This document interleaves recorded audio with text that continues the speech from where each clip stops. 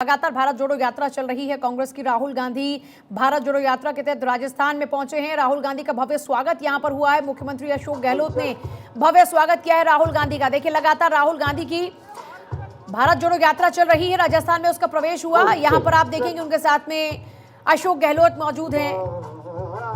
जोरदार उनका स्वागत यहां पर हुआ है। तस्वीरें एक्सक्लूसिवली आपको तस्वीरें दिखा रहे हैं। सचिन पायलट भी यहां पर मौजूद हैं, कमलनाथ सिंह भी हैं।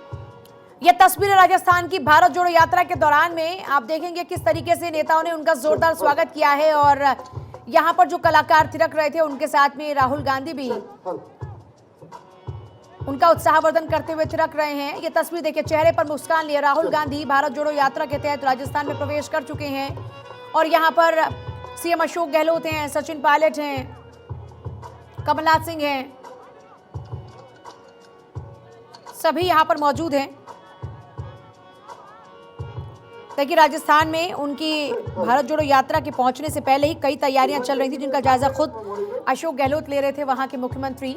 और अभी फिलहाल आप देख रहे हैं भारत जोड़ो यात्रा का जब प्रवेश हुआ है तो इस दौरान में काफी उनके कार्यकर्ता समर्थक भी उनके पास पहुंचे हैं, उनसे मुलाकात करें। फिलहाल एक्सक्लूसिवली ये तस्वीरें आप देख रहे हैं, झालावाड़ की तस्वीरें। राजस्थान झालावाड़ में फिलहाल भारत जोड़ो यात्रा के तहत राहुल गांधी पहुंचे हैं। और उनके आगमन से पहले ही देखिए, जो दो नेताओं के बीच की खींचतान चल रही थी उसको भी दूर किया गया। फिलहाल आप तस्वीरें देख रहे हैं, यहाँ पर सभी एकजुटता का संदेश देने की भी कोशिश कर रहे हैं। राहुल गांधी इस वक्त मंच पर मौजूद हैं, अशोक गहलोत उनके साथ में मौजूद हैं।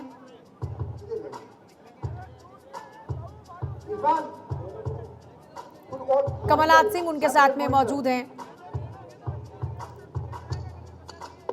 11 और 12 फुल कर दे।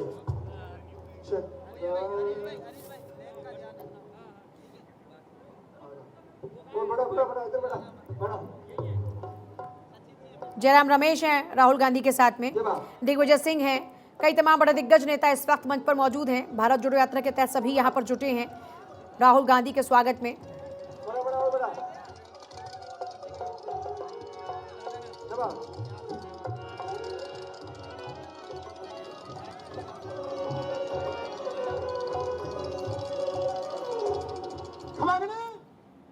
और गुजरात के साबरमती से मेरे सहयोगी करिश्मा सचदेव जुड़ रही हमारे साथ में। करिश्मा, ओवर टू यू।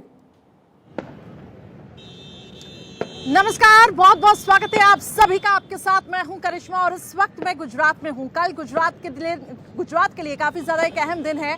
दूसरा फेज का हम ये कह सकते हैं कि यहाँ पे वोट होने वाला है और उसको लेकर मतदाताओं में काफी ज्यादा उत्सुकता है। तो गुजरात चुनाव को लेकर हर एक अपडेट भारत 24 आप तक पहुंचा रहा है। लेकिन गुजरात चुनाव के दूसरे चरण की वोटिंग से ठीक पहले मतदाताओं में काफी ज्यादा उत्साह है। बेसब्री से मतदाता इंतजार कर रहे हैं, क्योंकि उन्हें अगले हम ये कह सकते हैं कि 5 साल तक अपने विधायक को चुनना है। उससे ठीक पहले आपको बता दें कि तमाम जो पॉलिटिकल पार्टीज हैं वो अपनी रणनीति में जुटी हुई हैं, चाहे वो बीजेपी हो चाहे वो कांग्रेस। लेकिन बात जब बीजेपी की करें तो बीजेपी अपनी पूरी कोशिश कर रही है सत्ता पर काबिज रहने की। और यही एक वजह है कि प्रधानमंत्री नरेंद्र मोदी ने यहाँ पे ताबड़तोड़ रैलियां की हैं। अहमदाबाद की अगर मैं बात करूं तो प्रधानमंत्री नरेंद्र मोदी लगातार अहमदाबाद में भी नजरें बनाए हुए थे। एक भव्य रोड शो भी निकाला गया। लेकिन आज एक बेहद खास तस्वीर निकलकर सामने आई। आपको वो तस्वीरें दिखाएंगे जो प्रधानमंत्री नरेंद्र मोदी अपनी मां हीराबेन से मिलने के लिए पहुंचे। देखिए, हमेशा प्रधानमंत्री नरेंद्र मोदी कोई शुभ कार्य करने जाते हैं तो अपनी माताजी से वो जरूर मुलाकात करते हैं, चाहे वो नॉमिनेशन फाइल करते समय का वक्त हो, चाहे अपना जन्मदिन का वक्त हो। प्रधानमंत्री नरेंद्र मोदी सबसे पहले अपनी मां से आशीर्वाद लेने के लिए पहुंचते हैं उनके घर। लेकिन आज आपको बता दें कि कल लोकतंत्र के महापर्व का हम ये कह सकते हैं कि एक ऐतिहासिक दिन है और प्रधानमंत्री नरेंद्र मोदी ठीक पहले आज अपनी माता हीराबेन के साथ वहां पर पहुंचे, उनका आशीर्वाद लिया। वो तस्वीर अपने आप में ही काफी ज्यादा दिलचस्प थी। 2 तस्वीरें फिलहाल हम आपको टेलीविजन स्क्रीन पे दिखाएंगे। पहली तस्वीर जो आप देख पा रहे होंगे, प्रधानमंत्री नरेंद्र मोदी जब अपनी मां से मुलाकात करने के लिए पहुंचे थे और अब बताया जा रहा है कि इसके बाद तमाम बैठकों में प्रधानमंत्री नरेंद्र मोदी जो हैं वो जुट चुके हैं। दूसरी तस्वीर आपको बता रही हैं, प्रधानमंत्री नरेंद्र मोदी सीधे कमलम की तरफ रवाना हुए, जहां गृह मंत्री अमित शाह भी हैं और एक हम ये कह सकते हैं हाई लेवल मीटिंग हो रही है।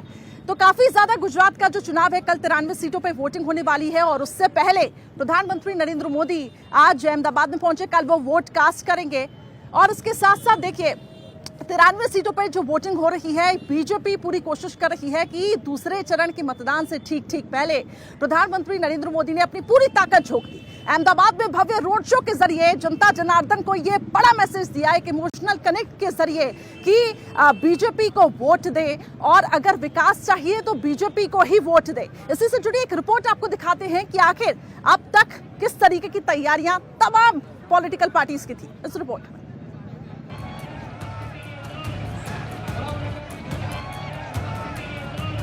93 सीटों का दंगल, किसका होगा मंगल। बीजेपी के गढ़ में सोमवार को मतदान, तैयारियां पूरी, अब वोटिंग का इंतजार। गुजरात के चुनावी रण का अब वो दिन आ गया है जिसका मतदाता 5 साल इंतजार करते हैं। सोमवार को दूसरे और आखिरी चरण की वोटिंग होगी और इसके लिए सारी तैयारियां पूरी कर ली गई हैं। जहां बूथ बनाए जाने हैं, ऐसी जगह पर बूथ के लिए जो जरूरी सामग्री है वो पहुंच चुकी है और जो स्टाफ यहां पर तैनात किया गया है वो स्टाफ भी यहां पर काम पर लगा हुआ है। आप जैसे देख सकते हैं कि एक जहां पर मत कुटीर बनाई गई है, जहां जाकर आप वोट कास्ट कर सकते हैं, अपना मतदान जो है इसका इस्तेमाल कर सकते हैं। इसके साथ साथ यहाँ पर एक खास व्यवस्था की गई है, वो है सखी मतदान केंद्र, यानी ऐसे केंद्र बनाए गए हैं जहां पर केवल महिलाएं ही वोट कर सकती है और महिला जो है वो पूरा अपना यहाँ का मतदान केंद्र जो है, जो बूथ है, उसको वो कंट्रोल करने वाली है।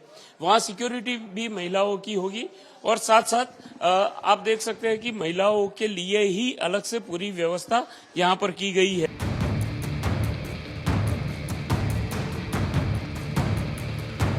दूसरे चरण के लिए सभी पार्टियों के नेताओं ने जमकर पसीना बहाया और अब बारी जनता जनार्दन की है।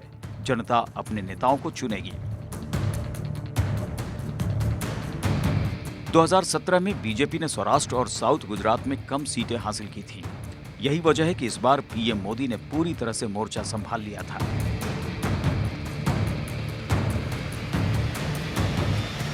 दूसरे चरण के लिए जमकर पसीना बहाया। प्रचार के आखिरी दौर में जोरदार रोड शो किया।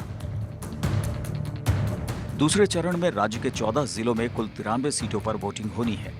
बीजेपी जहां टारगेट 150 के लिए फाइट कर रही है, वहीं कांग्रेस कमबैक की फिराक में है, जबकि आम आदमी पार्टी अपना आधार बनाने की लड़ाई लड़ रही है। बीजेपी के गढ़ में वोटिंग। दूसरे चरण में मध्य और उत्तर गुजरात में मतदान। बनासकांठा, साबरकांठा, पाटण, मेहसाणा में मतदान। अरवल्ली, गांधीनगर, अहमदाबाद और आणंद में वोटिंग। खेड़ा, महिसागर, पंचमहाल, दाहोद, बड़ोदरा और छोटा उदयपुर में मतदान। दूसरे चरण में 833 उम्मीदवारों की किस्मत का फैसला होगा।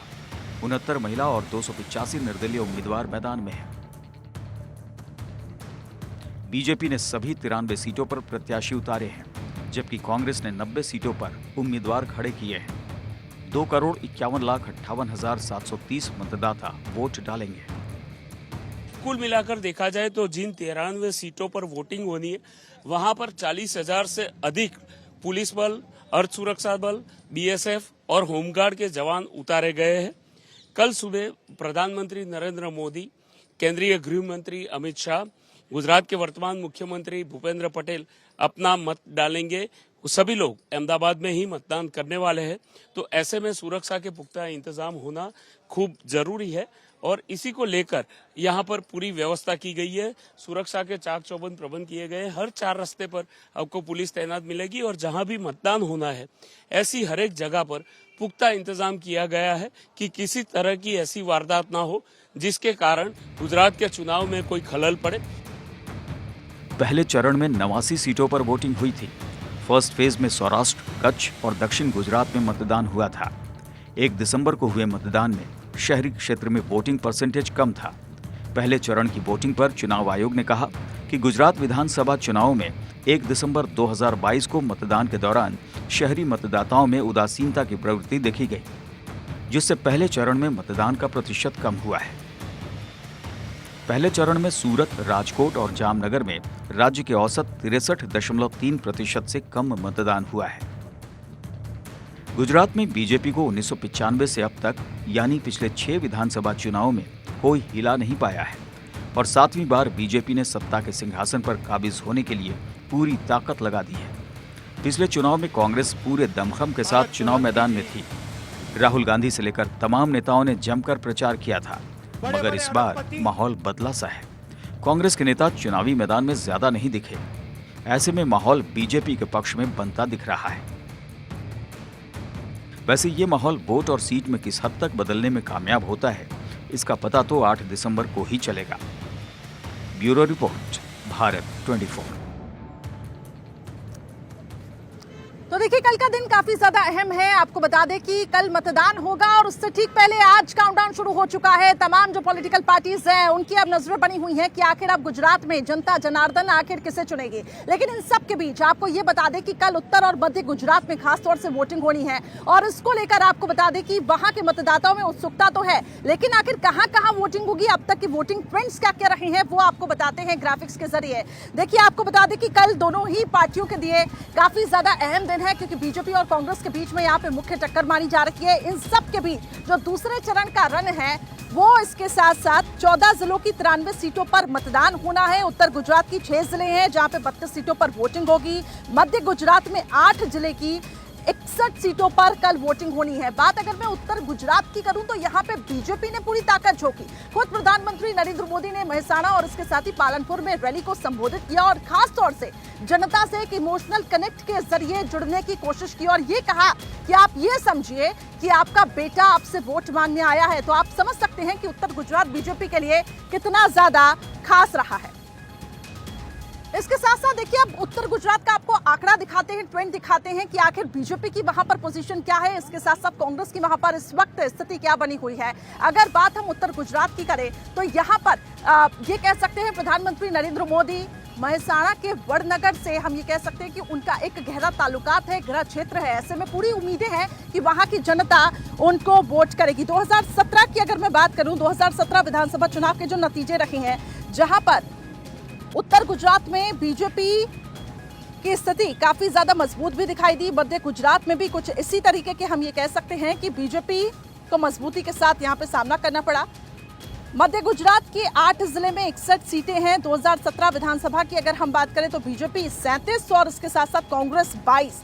2012 के विधानसभा चुनाव की मैं बात करूं तो बीजेपी यहां पे 38 सीटों के साथ चुनावी मैदान पे उतरी थी और कांग्रेस यहां पे 21 सीटों के साथ। तो आप ये समझ सकते हैं कि बीजेपी और कांग्रेस के बीच में मुख्य टक्कर तो है, लेकिन बीजेपी हमेशा लीड लेती हुई दिखाई दी। लेकिन कहीं ना कहीं ये कहा जा सकता है कि इस वक्त क्योंकि कांग्रेस का कोई भी बड़ा चेहरा मैदान में नहीं उतरा, ऐसे में क्या कांग्रेस को इसका नुकसान उठाना पड़ सकता है, क्या बीजेपी इसका फायदा लेगी, ये देखना होगा। और इसी बीच आपको बता दें कि हमारे सहयोगी अक्षय राय की इस रिपोर्ट को आपको दिखाते हैं। वडनगर वो पहुंचे क्योंकि प्रधानमंत्री नरेंद्र मोदी का वो गृह क्षेत्र है। वहां के लोगों का आखिर क्या कुछ कहना है, क्या उनकी प्रतिक्रिया है और कितने ज्यादा उत्सुक है, देखिए।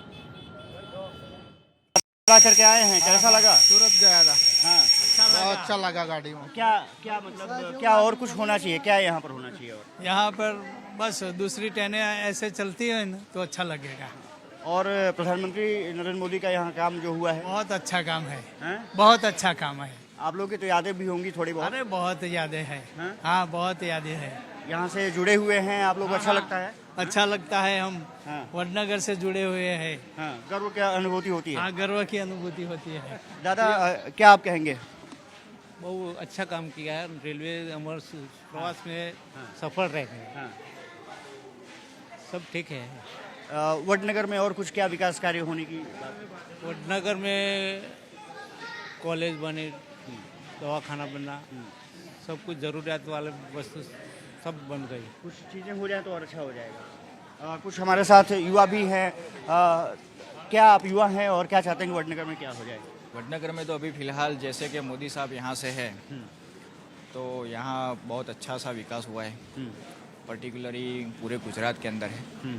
सभी क्षेत्रों में विकास किया है, जैसे कि शिक्षण है, रोजगार है, अभी नई ये ट्रेन भी अभी जो शुरुआत की है तो भी अच्छा सा, मैं अभी सूरत से ही आ रहा हूँ तो अभी काफ़ी अच्छा सारा अनुभव, अच्छा काम हुआ है, अच्छा गर्व की अनुभूति होती है प्रधानमंत्री का क्षेत्र। सर हम यहाँ से है और हमारा गांव के मोदी साहब है वहाँ पे दिल्ली की गद्दी पे बैठे हैं तो हमें पूरा गर्व महसूस हो रहा है कि हमारा यहाँ से निकल के वो वहाँ पे बैठे। Yes sir, definitely. तो तमाम मुद्दों पर लोग चर्चा कर रहे हैं और वो मोदी के क्षेत्र के हैं, उनके लिए गर्व का विषय है। हमारे साथ कुछ और लोग हैं। सर, मोदी जी के क्षेत्र से है, क्या मतलब और होना चाहिए यहाँ पे? हम बाहर से आते हैं, रहने दो ना भैया। तो आज भारत को हम देखते हैं। जी तो मोदी जी का जय जयकार है। तो मोदी जी की जय जयकार बोल रहे हैं। कुछ और लोग हैं और उनसे भी चर्चा कर लेते हैं। दादी, क्या यहाँ पर और कुछ होना चाहिए वडनगर में? वडनगर में और कुछ क्या होना चाहिए आपको लगता है? क्या क्या होना चाहिए? मोदी जी ने काम अच्छा किया? वडनगर का कोई काम बाकी नहीं, सब कुछ हो गया है। हाँ, कोई काम बाकी नहीं है, कोई काम बाकी नहीं है। कोई काम बाकी नहीं। प्रधानमंत्री जी ने पूरा सब कुछ काम सब कुछ काम कर दिया है। मोदी जी ने सब कुछ काम कर दिया, कोई इच्छा नहीं है, सब हो गया। ये मानते हैं कि प्रधानमंत्री नरेंद्र मोदी ने बहुत काम किया है और आगे इस तरह से वो काम, विकास कार्यों को आगे बढ़ाते रहें। निश्चित रूप से उनके लिए गर्व का विषय होगा। तो देखिए, दूसरे चरण के लिए कल सुबह 7 बजे से वोटिंग शुरू हो जाएगी, लेकिन उससे पहले मतदाताओं में आखिर कितनी ज्यादा उत्सुकता है वो हम आपको लगातार दिखा ही रही हैं। लेकिन अब आपको दिखाते हैं कि दूसरा चरण आखिर क्यों खास है, क्योंकि सभी की प्रतिष्ठा, ये कहा जा रहा है कि बड़े चेहरों की प्रतिष्ठा इस वक्त दांव पे लगी हुई है। आइए अब आपको ग्राफिक्स के जरिए समझाते हैं कि आखिर कौन कौन से वो दिग्गज चेहरे हैं जो मैदान में इस वक्त उतरे हुए हैं और उनकी प्रतिष्ठा, उनकी जो साख का ये सवाल, ये चुनाव बना हुआ है। तो घाटलोदिया सीट की मैं बात करूं तो भूपेंद्र पटेल इस वक्त चुनावी मैदान में है। विरमगाम विधानसभा सीट से हार्दिक पटेल ताल ठोक रही हैं। देखिए, पाटीदार आंदोलन जो कि कहा जा रहा था कि बीजेपी को एक बहुत बड़ा डेंट दे सकता है, लेकिन क्योंकि हार्दिक पटेल को बीजेपी ने मैदान में उतारकर और हार्दिक पटेल जैसे ही बीजेपी में शामिल हुए तो बीजेपी कहीं ना कहीं आश्वस्त थी कि अब पाटीदारों के साथ, पाटीदार का जो वोट बैंक है वो बीजेपी के खाते में जाएगा। गांधीनगर दक्षिण सीट से मैं बात करूं तो अल्पेश ठाकुर, इनकी भी प्रतिष्ठा का सवाल इस वक्त बना हुआ है। और इसके साथ साथ देखिए, वडगाम सीट से जिग्नेश मेवाणी, गोधरा सीट से चंद्र सिंह कनक सिंह की प्रतिष्ठा इस वक्त दांव पर लगी हुई है। मोरबी से कांतिलाल मैदान में इस वक्त उतरे हुए हैं। देखिए, मोरबी में जिस तरीके से जो ब्रिज हादसा हुआ, ऐसे में ये कहा जा रहा था कि बीजेपी पर कई सवाल तो उठ ही रहे थे और इसके साथ साथ देखिए, ये कहा जा रहा था कि जो विपक्षी पार्टियां हैं वो इसका पूरा फायदा उठाना चाहती हैं और इसका नुकसान हो सकता है। लेकिन अब ये तय होगा कि कल का दिन जब जनता जाके तय करेगी कि आखिर किसे वोट देना है। लेकिन अब आपको दिखाते हैं हम ग्राफिक्स के जरिए कि वो कौन कौन से बागी हैं जो पार्टी को नुकसान कहीं ना कहीं पहुंचा सकते हैं, क्योंकि पार्टी से जब उन्होंने अपना रुख यहाँ पे बदला था तो ऐसे में वो नुकसान आखिर क्या होगा वो भी हम आपको बताएंगे। लेकिन उन दागियों के बारे में भी बताते हैं जिनको लेकर ये खबर है कि कहीं ना कहीं जो पॉलिटिकल पार्टीज हैं उनको ये फायदा हो सकता है। तो आइए आपको दिखाते हैं वो दागियों के नाम।